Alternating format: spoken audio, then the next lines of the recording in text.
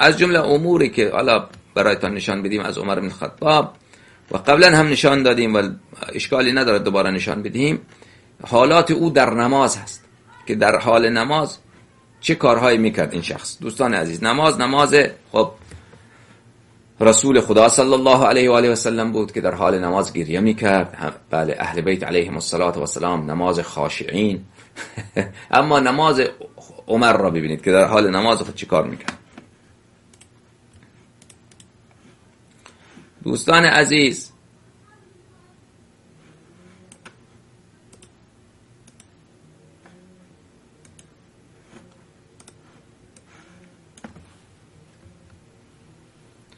این کتاب سنن کبرای جناب بیهقی هست. از سنن الکبرى لأبی بکر احمد بن حسین بیهقی، تحقیق محمد عبدالقادر عطا. در این کتاب اگر جزء اولش مراجعه بکنیم، این جزء اولش هست. این جزء اول سنن کبرای بیهقی.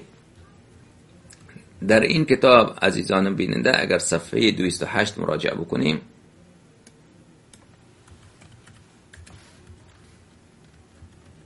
صفحه 208، بله، روایت 632. وروى الشافعي في كتاب القديم عن مسلم وسعيد عن ابن جريج ابن ابي مليكة عن عمر بن الخطاب. نماز عمر را ببینید که در حال نماز بود. بینه هو یؤم الناس، نماز افرادا نبود، خودش امام جماعت بود. خب این ملعون به مردم نماز میداد. من خلیفه هم جانشین رسول خدا صلی الله علیه و آله و سلم هستم، مردم هم دنبالش ایستاده نماز بخوانن.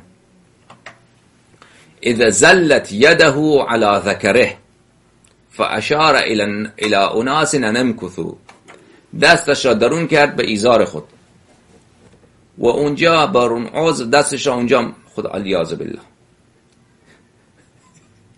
بعد به مردم اشاره کرد صبر کنید، صبر کنید.